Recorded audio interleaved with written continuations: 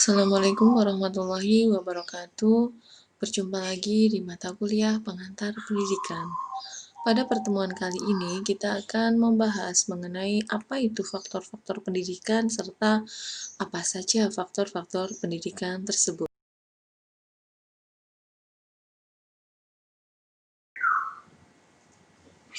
Lalu, apa pengertian dari faktor-faktor pendidikan?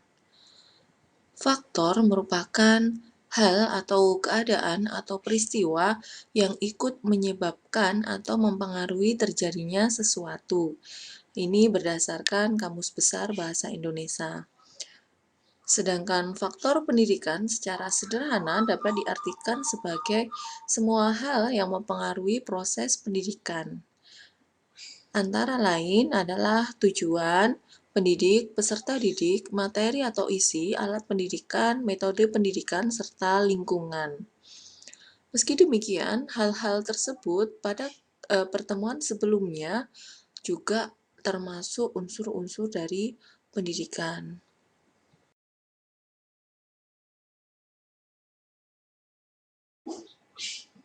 Faktor yang pertama adalah tujuan. Tujuan merupakan arah sasaran cita-cita atau hasil akhir yang ingin dicapai. Lalu, fungsi tujuan pendidikan meliputi tujuan sebagai arah pendidikan, sebagai titik akhir, sebagai titik pangkal mencapai tujuan lain, serta memberi nilai pada usaha yang dilakukan. Tujuan sebagai arah pendidikan akan menunjukkan arah dari suatu usaha, sedangkan arah menunjukkan jalan yang harus ditempuh dari situasi sekarang sampai pada situasi berikutnya. Kemudian tujuan sebagai titik akhir merupakan suatu usaha akan berakhir jika tujuan akhirnya sudah tercapai. Tujuan sebagai titik pangkal mencapai tujuan lain. Jika tujuan merupakan titik akhir dari suatu usaha, maka dasar ini merupakan titik tolaknya. Artinya, dasar tersebut merupakan fundamen yang terjadi atas permulaan suatu usaha. Dengan demikian, antara dasar-dasar dan tujuan terbentanglah garis yang menunjukkan arah bergeraknya suatu usaha, serta dasar dan tujuan pendidikan.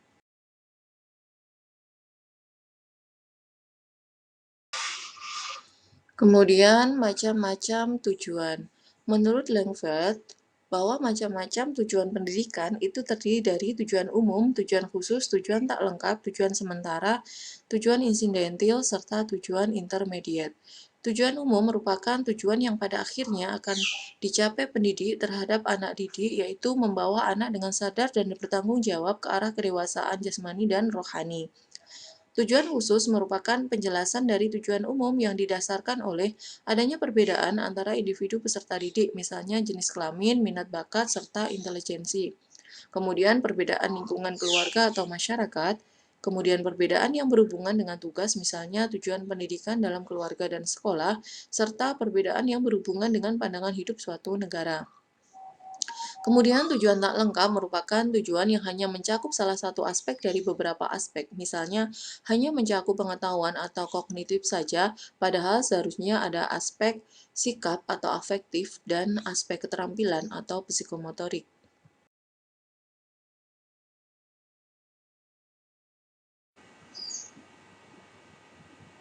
Tujuan sementara merupakan tingkatan demi tingkatan yang diupayakan untuk menuju pada tujuan akhir. Misalnya, anak menyelesaikan pelajaran di jenjang pendidikan dasar, ini merupakan tujuan sementara untuk melanjutkan ke SMP, SMA, dan kuliah atau perguruan tinggi. Kemudian tujuan insidentil merupakan tujuan yang bersifat sesaat, insidental, karena adanya situasi yang terjadi secara kebetulan. Kendati pun demikian, tujuan ini tidak terlepas dari tujuan umum. Misal, menegur siswa yang berbicara sendiri di kelas dengan menyebutkan nama yang bersangkutan menjadi tahu dan sadar bahwa yang dilakukan salah. Di samping itu juga bisa menjadi pembelajaran bagi siswa lainnya. Kemudian, tujuan intermediate atau perantara, tujuan yang dilihat sebagai alat dan harus dicapai lebih dahulu demi kelancaran pendidikan selanjutnya. Misalnya, siswa harus bisa membaca dan menulis demi kelancaran mengikuti pelajaran di sekolah. Ini juga disebut sebagai tujuan prasyarat ya, untuk materi prasyarat agar siswa tidak kesulitan mempelajari materi selanjutnya.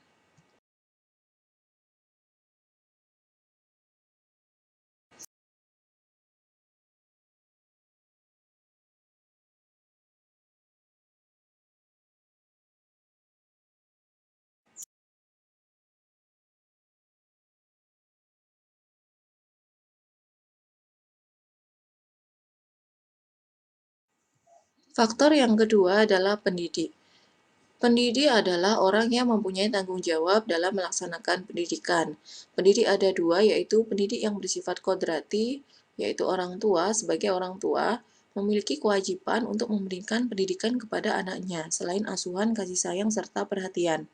Sedangkan pendidik menurut jabatan yaitu guru. Guru merupakan pendidik yang menerima tanggung jawab dari orang tua, masyarakat, dan negara. Sebagai pendidik, Anda ini sebagai calon pendidik ya, harus memperlihatkan bahwa harus memiliki kemampuan untuk mandiri, bertanggung jawab, bukan hanya terhadap anak didiknya, tetapi juga untuk dirinya sendiri, di mana tanggung jawab atas kebebasan yang ada pada dirinya untuk memilih perbuatan yang baik menurutnya, karena apa yang dilakukan oleh seorang pendidik itu akan menjadi teladan bagi peserta didiknya.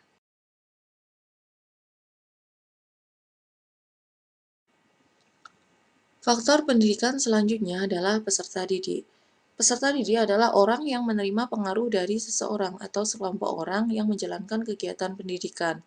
Peserta didik sebagai manusia yang belum dewasa merasa tergantung pada pendidiknya. Peserta didik merasa bahwa ia memiliki kekurangan tertentu dan menyadari bahwa kemampuan masih sangat terbatas dibandingkan dengan kemampuan pendidiknya atau gurunya.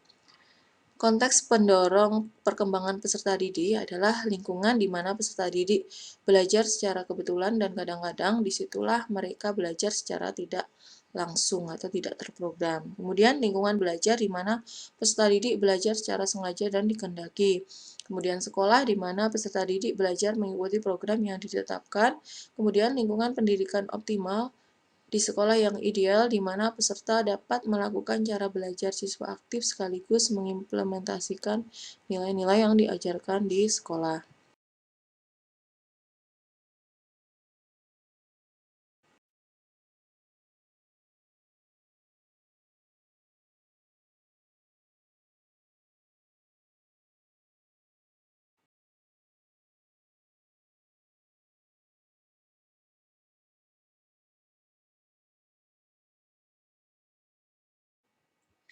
Faktor pendidikan selanjutnya adalah metode.